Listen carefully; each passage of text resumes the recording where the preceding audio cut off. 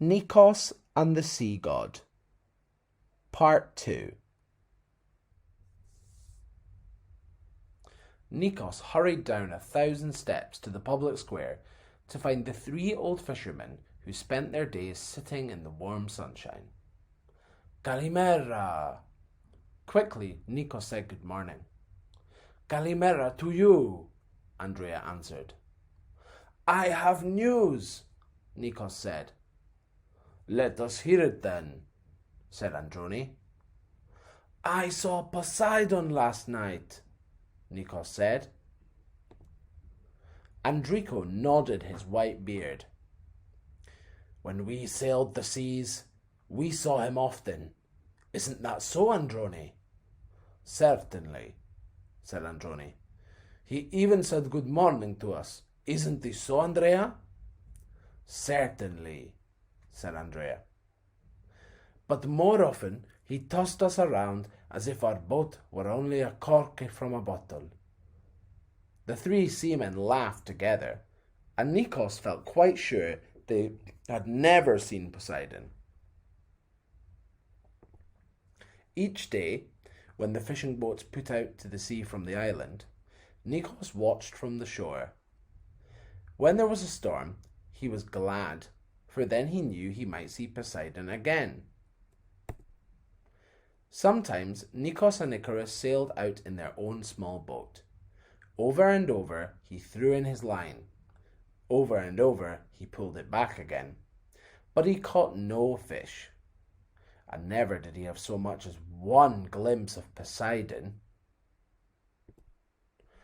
Always Nikos came back without fish, and one day when his baskets were empty as usual, he saw Andrico, Andrea, and Androni in the village square.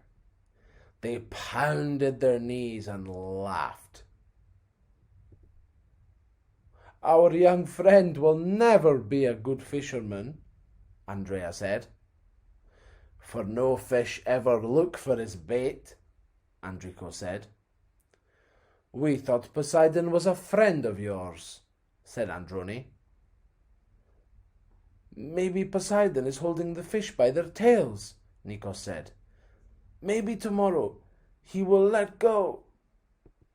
Sadly, when he went towards home, he hardly smelled the carnations that grew in the small gardens. He hardly saw the flaming red poppies that grew on the hills. He was afraid that Andrea was right. He would never be a good fisherman. Aunt Mara came jogging along on the donkey, and she saw his empty baskets. Perhaps another day you will bring home a big batch of fish, she said. It might even be that Poseidon will help you. Who can tell what will happen tomorrow? On the next day, Nikos sailed out to sea, and again he threw in his line. He remembered what Aunt Mara had said. Perhaps this would be the day he would take home a fine catch. He felt a hard tug on his line. It's a fish! It's a big one! He could hardly pull his line in fast enough. Then he saw what he had caught. It was not a fish at all. There, on the end of his line, was an old Greek vase, as old as the gods themselves. Nikos was so angry that he started to throw the vase back into the sea. Then he saw a picture on it. It was a picture of Poseidon. And Poseidon was holding a fish by the tail. Nikos didn't know what to think. Perhaps Poseidon wasn't his friend after all. He shifted his sail for home, and as quickly as he reached shore, he rushed up the hill. What a strange catch, Andrico said.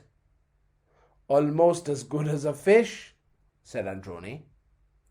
The villagers came running to see what had happened. What bait do you use to catch a vase? Andrea asked.